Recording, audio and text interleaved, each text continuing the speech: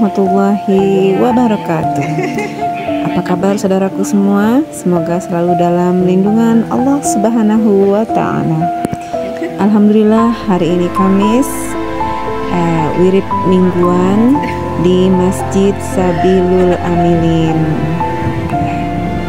Inilah ibu-ibu Majelis Taklim Masjid Sabilul Amilin. Hari ini kami akan mendengarkan tausiah yang akan disampaikan oleh Bapak Ustadz kita, Bapak Ustadz Muhammad Bakri. Mari kita dengarkan bersama-sama tausiah yang akan disampaikan oleh Bapak Ustadz Muhammad Bakri. Selamat menyaksikan.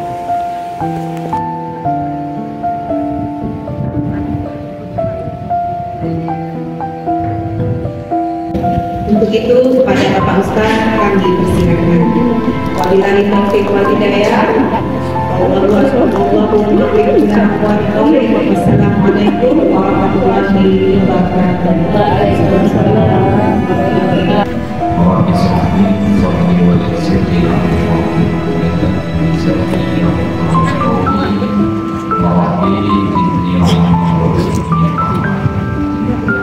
karena amal baiklah perlu kita amal bisilmika fah, artinya masuklah kamu dalam.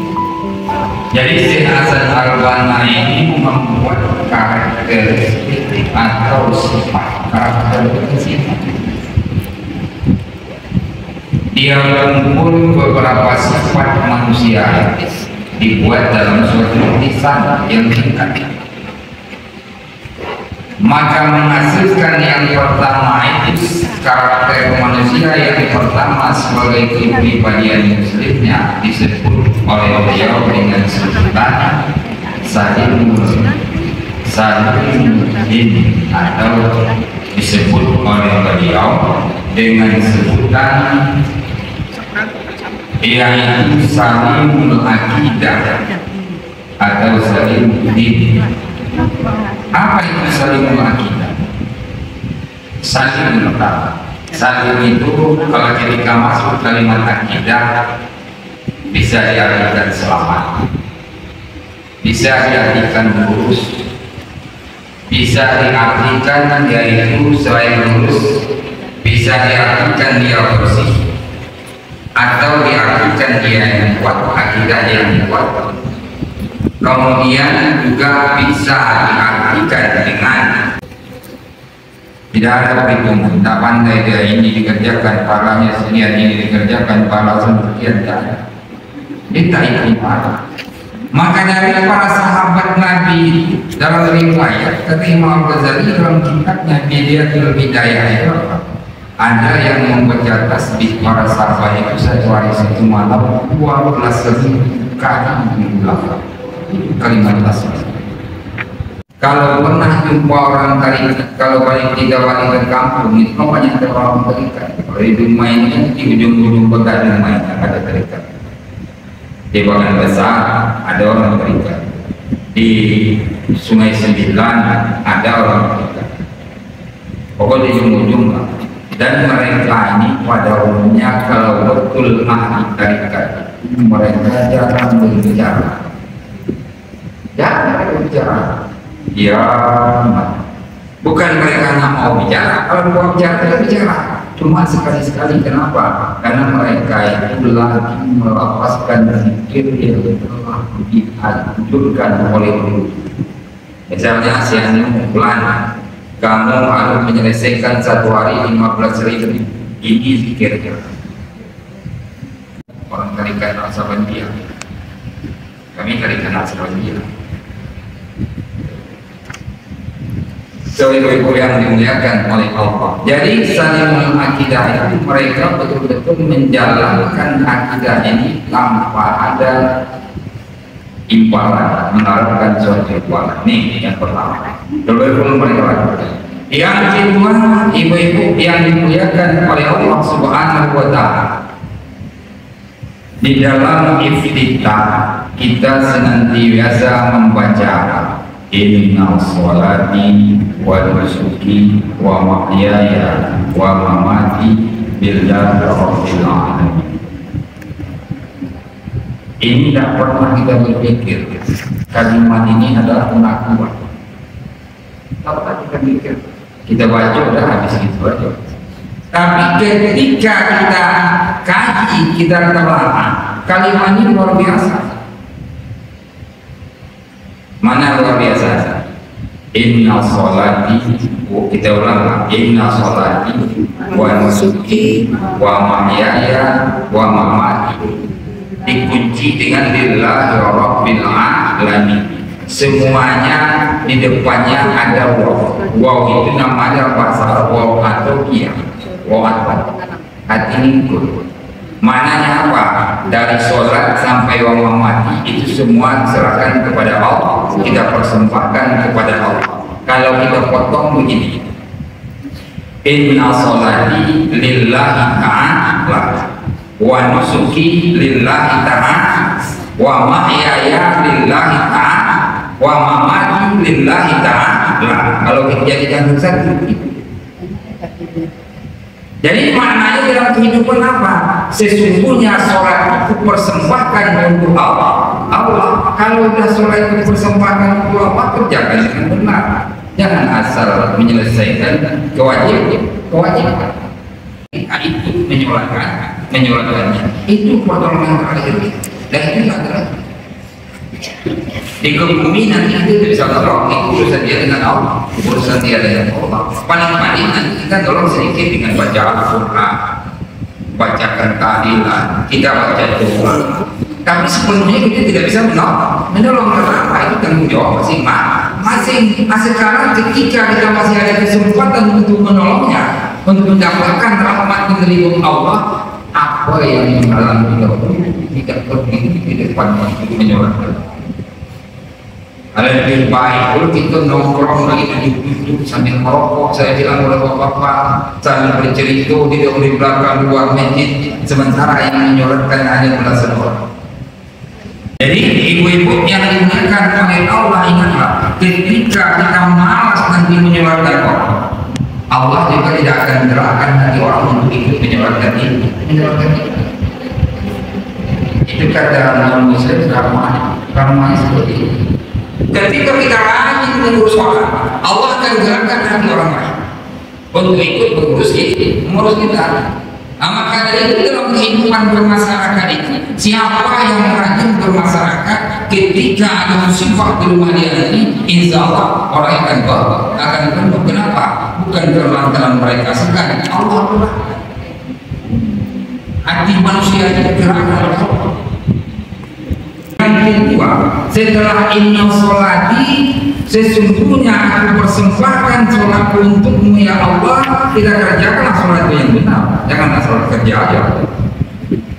Lakukan dengan yang terbaik. Kemudian yang kedua, wanusuki, ibadah. Ibadah itu ada dua. Ada ibadahnya yang sifatnya langsung kepada Allah, vertikal, ada yang sifatnya horizontal sama manusia yang disebut dengan muamalah. Hubungan manusia itu ibadah. Maka ibadah itu ibadah terhadap Allah jaga dengan sebaik-baiknya. Hubungan ibadah kita sama manusia juga dijaga dengan sebaik-baiknya.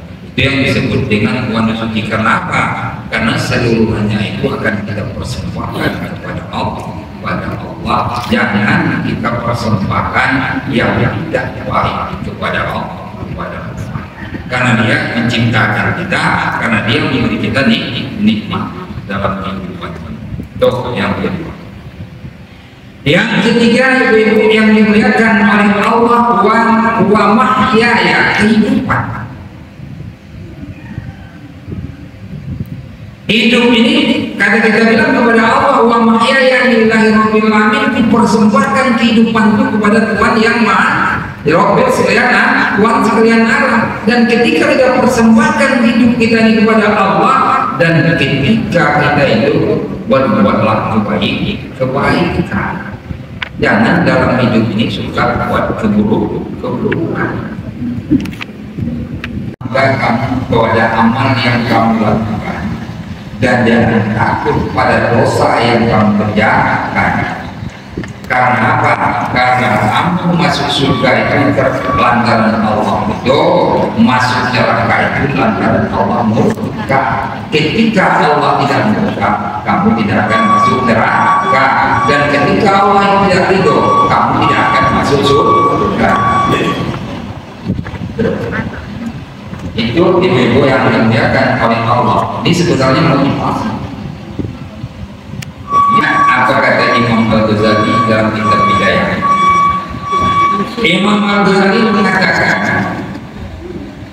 di dalam kitab Al-Bidayahnya, dikatakan beliau annama ada fi akidini, kata Imam Al-Ghazali, sesungguhnya hamba Allah itu di dalam agama ini mempunyai ikatan pertama disebut dengan salimah, selamat. Orang selamat itu apa? Orang yang mengerjakan perintah Allah yang wajib saja, tidak melakukan yang sunnah, dan dia tidak bermaksiat kepada Allah dan juga tidak bermaksiat kepada manusia. Itu tingkatan kata dari selamat. Tingkatan yang kedua kata Imam Al-Ghazali disebut dengan tingkatan Rafiqun. Apa itu Rafiqun? Tingkatan kedua ini tingkatan manusia yang beruntung. Rafiqun itu orang yang beruntung. Mana orang yang beruntung? Dia rajin mengerjakan yang wajib, rajin mengerjakan yang sunnah, baik muamalahnya dalam kehidupan bermuamalah, dan hatinya itu adalah dermawan, mau dia berbagi kepada orang lain dan tidak melakukan sekecil apapun maksiat kepada Allah. Ini tingkat keberuntungan. Dan tingkat yang ketiga kata Imam Al-Ghazali namanya khasirun. Khasirun ini apa? Tingkat yang merugi. Orang yang merugi itu bukan orang yang soleh. Orang yang merugi itu orang yang soleh, orang yang beriman, orang yang berzakat, orang yang berbuat kebaikan, tetapi dia sering malam. Kalau sholat itu saja. Waman Allahu Akbar, kata hadis di musola di masjid. Dia dengar. Seluruh aja dia terjun. Habis selesai, la ilaha illallah, kata hadis. Dia tidak bekerja. Sampai nanti mau mengatakan Allahu Akbar, subhanallah, illallah, dia tetap yang pekerjaan. Aku dah mati nanti lah sholat nanti. Dia tidak habis sholat orang berdoa, ada berzikir berdoa, dia dengar. Ada doa, jam lagi nanti panjang bagi waktu. Masyarakat kita yang paling lama, paling terakhir datang, itu orang merugi. Itulah orang merugi. Maknanya apa? Dia melakukan kebaikan tapi di akhir-akhir, di ujung-ujung kebaikan dia, bukan dia tidak melakukan kebaikan, melakukan kebaikan. Ketika dia tidak maksiat tidak mau, dia tidak mau. Kenapa? Dia tahu itu adalah larangan Allah, itu adalah dosa. Cuma hatinya itu sering lalai. Siapa yang melakukannya? Jadi sahabat yang banyak ini bertanya, tampillah satu orang, kami ya Rasulullah. Kata Rasulullah, kenapa? Kenapa kalian lebih bising suara kalian? Kata sahabat itu, kami mengejar sholatmu ya Rasul. Kami takut kami terlambat, tidak bisa mengikuti sholat berjamaah. Apa kata Rasulullah? Itu tindakan yang sama. Mananya apa? Tidak perlu kamu lagi mengejar jamaah. Tapi kata Rasulullah, berjalanlah kamu dengan sempurna. Setelah kau sampai dan hampirlah, ikutilah gerakan imam.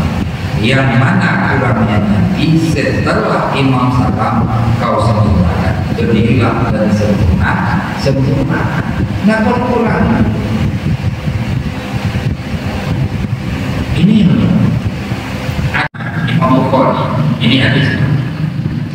An Abdillah ibni Abi Qatadah an Abi qala abihi, daripada Abdillah ibn Qatadah dari ayahnya, ayah sekarang ayah Qatadah ini.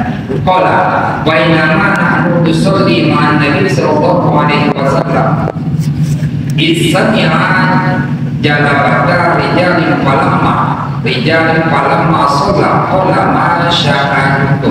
ma sya'anukum qal istawajanna ila shalah qala fala taf'alu idza taitum as-shalah wa 'alaikum bis-sakinah fama adraktum fasallu wa ma fa'atum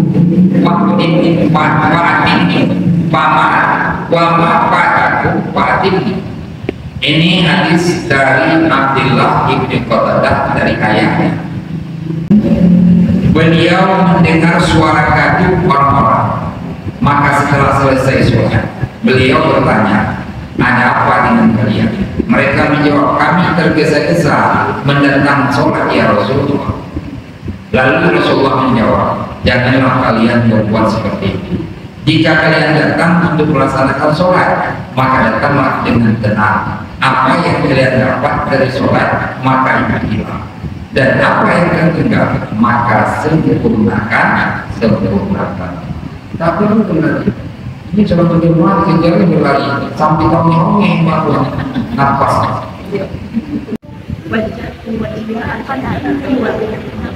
Jadi kalau dalam hadis ada ini, ada dalam wajah. Karena kenapa ada orang pakai wajah? Jadi karena tadi ada dalam karena ada pakai wajah ya. Karena kita tahu ada itu ahli hadis. Tapi karena kita kerja kebiasaan ini wajah itu tak salah. Karena itu bukan wajib dapat aturan. Tak ada air solat. Kalau kita tidak berpikir, silakan pahalanya sama. Nah, tapi ketika kita berpikirnya cukup hati. Ya, oke. Sama dengan orang belajar tunai.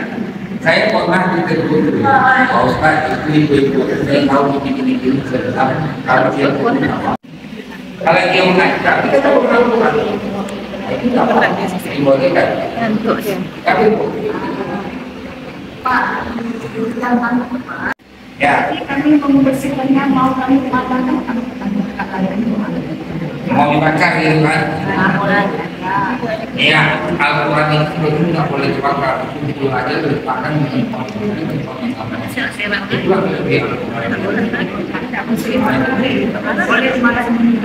dia yang bunyi lagi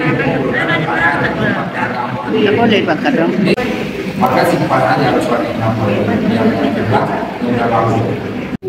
ada wajahnya, ada ini wajahnya. Berarti ketiga empat. Sama dari hadis semua. Sama dari hadis, cuma artinya ada tingkatan sahih, ada tingkatannya hasan. Beda-beda itu aja beda. Semuanya dari Saya sudah membawa Al-Quran. ya. Anak-anak saya dulu suka di Sumatera dulu. Nah, berdosa nggak saya kalau bawa Al-Quran? Begini.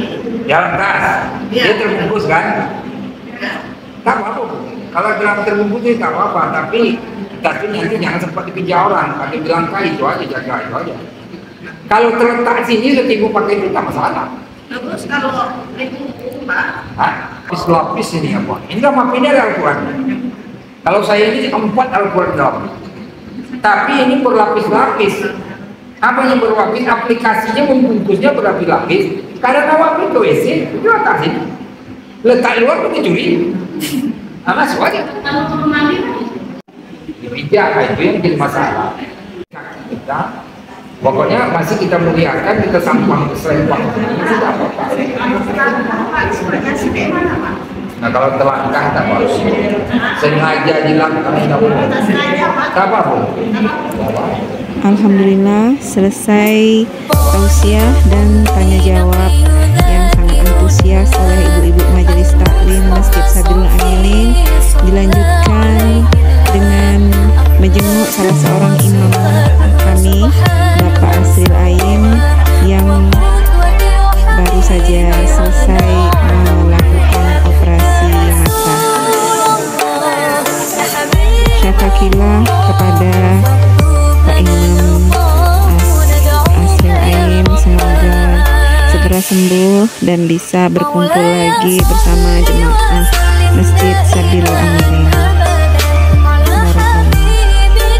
Alhamdulillah wirid hari ini berjalan lancar.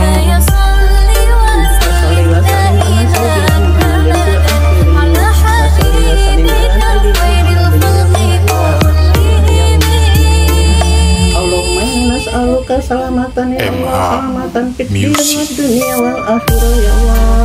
Maafiatan fil jasadina wajatan fil ilmina wa barakatan fil rizqina ya Allah. Wa taubatan nasuha ya Allah. Wa taubatan qabla maut wa rahmatan inda maut wa maghfiratan ba'da maut. Allahumma hawin alaina fi sakaratil maut wa najatan minan nar wa andal hisab. Alhamdulillah hari ini penuh berkah. Cukup sekian, terima kasih bagi saudara-saudaraku semua yang punya niat dan tujuan yang baik. Semoga selalu dimudahkan oleh Allah Subhanahu wa Ta'ala. Barakallah. This is special perfumes MH Music and Oji Saputra.